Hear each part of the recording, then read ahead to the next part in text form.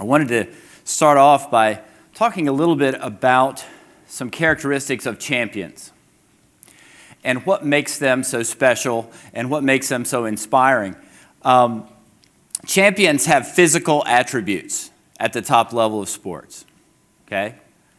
But let me promise you that the wingspan or the big hands and feet or the vertical jump are not what makes champions great, because everyone at the top level has physical skill and attributes.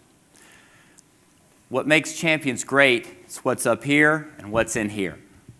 And those are the things I'd like to talk about today. Champions have a clear plan for success and for achieving their goals.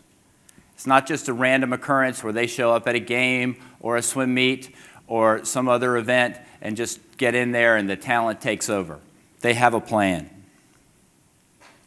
Champions welcome challenges as a means to learn and grow. They welcome challenges because a lot of becoming a champion is about failure. You know, what we get to see on TV is the end product of a very long process of ups and downs. And sometimes we get to see the downs on TV. But usually, if the process is sound, you get to see the end result of success. But that process is a very long and difficult one for anyone. Champions produce normal and predictable performances in very abnormal and unpredictable environments.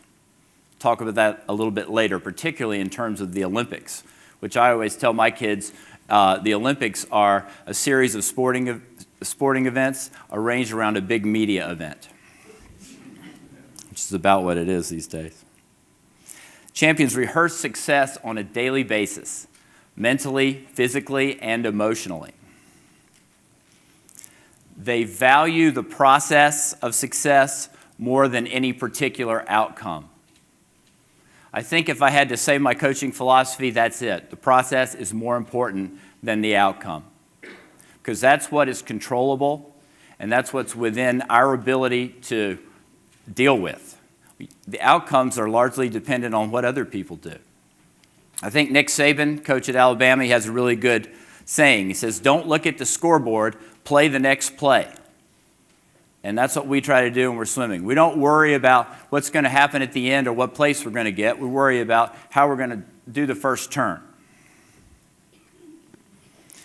Most importantly, champions have a dream, because that's how this whole thing starts.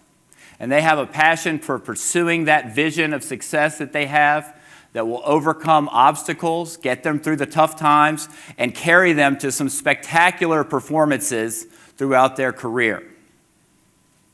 The dream is critical, because that's where it starts. And the dream is not something incredibly specific. It's something emotional, something that gets you here. You know, nobody's going to get out of bed in the morning to finish their 200 freestyle in 52.5. It's just not exciting. But somebody might get out of bed in the morning to be the most decorated Olympian of all time. Sometimes he got out of bed for that. The dream ignites the creative process. As soon as it's in place, it's almost like a bomb goes off, and all of these things are working towards it if you have the correct mental picture. The dream establishes the forest, and then we start looking for the trees. It lets you know where we're going, what direction are we headed. That's what the dream gives you. And it does get you out of bed on those cold mornings, because nobody can be the best ever if they don't make the decisions the right way on a daily basis. That dream can change a little bit. Michael Phelps, at 12 years old, came into practice one day, and we were talking about something, I don't know, it came up, and some of the kids were talking about swimming the Olympics. And Michael said, "I want to swim in the Olympics." I said, "Really?" It's like, "Yeah." I was like, "Well, that's a good goal, but you better do a lot of butterfly if you're going to do that, so let's hop in and get going," right? It's pretty far off. Today, here's what we're doing. A little bit later, at 15, His goal was to change the sport of swimming. He'd already been in the Olympics. And he said, I want to see swimming on ESPN. And until him, it never was, but now it is. He's on SportsCenter. Other swimmers are on SportsCenter. The nation has really started to care more about our sport, largely because this kid, who was 12, had a dream. And finally, it changed one more time when he was 21 years old. We were sitting in my office at the University of Michigan with his mother and his agent and myself, and we were having a meeting 2 years before the Beijing Olympics. And what we were talking about was expectations and how he wanted to pursue the Olympics in terms of expectations. Because you saw in 2004 in Athens, he showed the world that he could swim a big program. And he might be able to do something that no one had done before. But also, we knew what came with that would be a lot of expectations, a lot of pressure, a lot of responsibility on his part to live up to those expectations. So we were sitting in this meeting, and we talked about, well, what do you really want to do? Because we can really lay it out there if you want. If you really want to go for something no one's done before, you'll get the media deals, the sponsors, you'll have the media, you'll be out there. We can put you out there. But if we put you out there and you don't come through, it's not that much fun. Or we could walk it back and say, Michael's just happy to go to Beijing and hopes he wins some medals and won't have as many deals, he won't have the pressure either. And he looked up and looked me in the eye, and I've never believed anything more in my whole life than when he said, I want to be the best ever. I can feel it right now. And when he said those words, it was like a bomb went off in my head about what I needed to do. Because as soon as he said that, and he said, are you in? I said, I'm already there. I knew exactly where we were headed. I knew what we were going to do. And I knew what kind of big mountain we were going to climb. And I was going to do everything in my power to have him prepared to do something that no one else had ever done. Well, the dream is all well and good, but you got to have a plan. And that's where I come in. We teach our swimmers that the way to get anywhere is through goals, goal setting. Pretty basic. I'm sure you do that in your lives. But we take it to a very, I would say, intense level, because I make the swimmers really go through a process of evaluating what is your dream goal. We know that when we start. And then we start working backwards to where we are. And once we have those goals in place, we have a plan that takes us down the road. There are a lot of different kinds of goals. There are, fairly long-term goals, which for us were about 8 to 10 years with Michael. He was that young, I could say, this kid's going to be really good. I want to see if I can look at the end of his career and get him started the right way. There were more immediate goals. Every 4 years, the Olympics provides nice little benchmarks for us. Our whole, world operates on a 4-year calendar. And that's still fairly vague, but you can identify some themes that we're going to work on and things that we'd like you to do. And then finally, you get down to about 1 year, and we can do that really specifically. I can plan what I want an athlete to do every day for a whole year with some real reliability, unless they screw it up, of course. And then we change.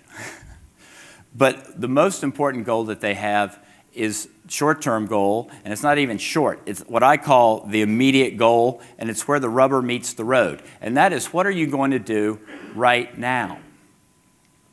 I'll give you an example. Any of us here could list all the benefits of eating better, right? Eating healthy. Going to live longer, going to live better, going to feel better, might look better. Everybody would agree with that. Everybody could find a resource that would help them come up with a plan to do that. And even a time frame. By 6 months, I would like to achieve this. But the key decision in all of this process is going to be, what do you do when the cookie's in your hand? You're going to put it in your mouth, you're going to put it on the table. That's where progress is made. I'm about 50-50 on that one. But sometimes I make it, sometimes I don't. But that's what we do in the goal-setting process. And Michael's very good at goal setting.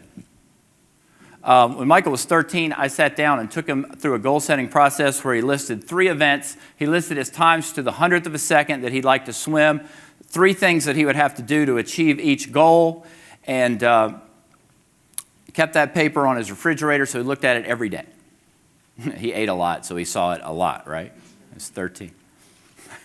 I think that next year he gained almost 60 pounds. It's hard to believe, but he grew about a lot. Okay. So he's got these goals, and at the end of that year, he swam the meet where the goals were supposed to be done. He started swimming these times, and I started thinking, I don't have that sheet in front of me, but these are pretty close. Well, in 3 events, they were this close.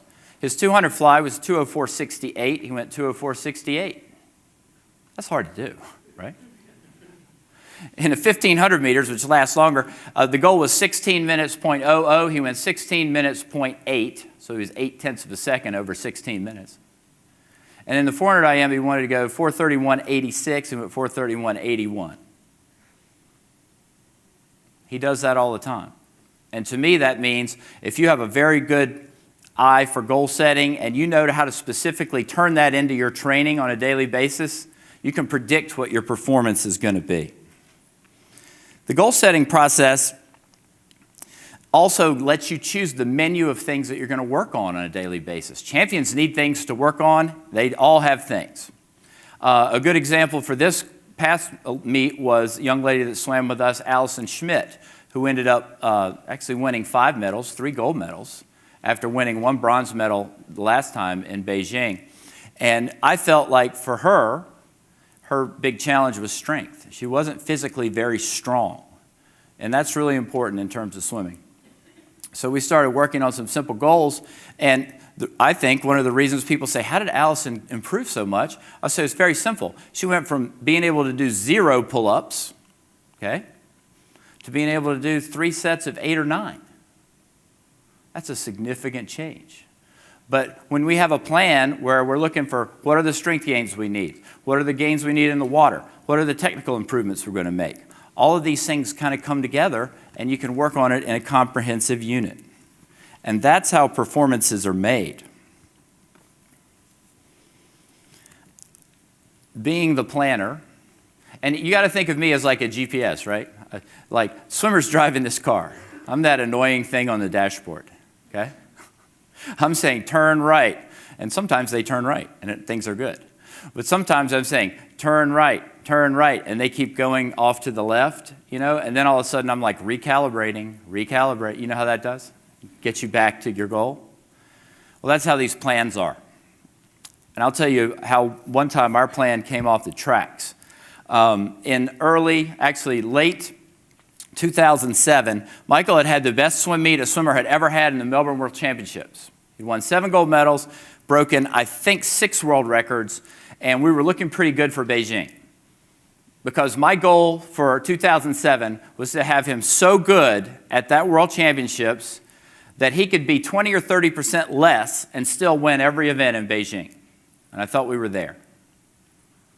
He had a big mental edge over the competition, and he had a physical edge. And he came back, and he was training brilliantly. Every day I would give him something, he would do it, he would get better. Every day he was getting better. We got to the end of the year, and we had completed a training week, and I had gone home, and it was, I'll never forget. I had gotten up and done a run. I'd gone to Whole Foods. I'd come home, and I'd chopped up all these vegetables, and I made vegetable soup. It was on the stove. And I get a call from the emergency room, and they said, Michael's broken his hand. We had a bunch of ice in Ann Arbor, did one of these. All of a sudden, our plan changed. And let me tell you, to this day, I still can't eat vegetable soup. I'm not kidding. That's how much it affected me. I was like, what am I going to do? So I got there, and he was, I wouldn't be exaggerating if I said he was in a panic. He was very upset and emotional, and he said, I've just given away 3 gold medals. I don't know which one they were. I guess the 3 he thought were hardest to win. He wasn't going to do it now because he was going to have to deal with this. And this was about 9 months before our trials, 8 months. And I'll have to be honest, I felt the same way. I'm like, what are we going to do? And then I just started doing the only thing I could. Let's look at the facts. Let's find out what we can do. I went to the doctor and I said, tell me what we can do for this. And there was first option, okay, we're going to put him in a cast for 6 weeks. I was like, okay, what's plan B? That doesn't work for me. The University of Michigan doctors didn't really like that. I said, well, we could do surgery, and if we put a pin in it, the only thing you have to wait is for 10 days for the stitches to heal, and then he can get back to normal training. I said, we're done. Next morning, he was in surgery, right? So then he came back, and for 10 days, he grew to love, actually grew to hate, a stationary bike. I grew to love it. But he probably will never ride another bike again because I had him on that thing for 3 hours a day, right, every day for those 10 days. I will have to say I cheated a little bit. We put a plastic bag on it, put him in the water about 7 days, but don't tell the doc. It seemed to turn out okay, so he could kick. But that's an example of this perfect plan that's rolling right along to where we want to go, and it just comes off the tracks. And basically, we had to say, look, how are we going to deal with this problem, and what are we going to do, and how quickly can we do it? And once everybody got on board, it really wasn't that bad. 2 weeks later, he was back training. It wasn't perfect, but he got into it pretty well and went on to do some pretty good things after. We want to teach swimmers to get the best possible performance in the worst possible conditions. Because that's what these Olympics are like. You go to the Olympics and you stay in the worst room that you've been in. You don't have a nice hotel room. You have a suite with about 8 people. You have to do a lot of different things. So I do a lot of techniques like stepping on goggles and the like to, I stepped on his goggles so he'd practice swimming with his goggles filled up with water when he was little one time. Came back in Beijing, his goggles filled up with water in the 200 fly. We were glad we did that because he just counted his strokes. I try to give them opportunities every day to build confidence and to see themselves as the person they want to be, because visualizing success for a champion is the key thing in their repertoire. I think that as we go through, and I've done this more and more times, I can't really know of anything more valuable than them being able to see the clear picture of where they want to go, set up the plan for how they want to get there, and then on a daily basis come in and rehearse that success. Because that, to me, is what makes a champion. I really appreciate you sharing some time with me, and I look forward to hearing the other speakers. Thank you.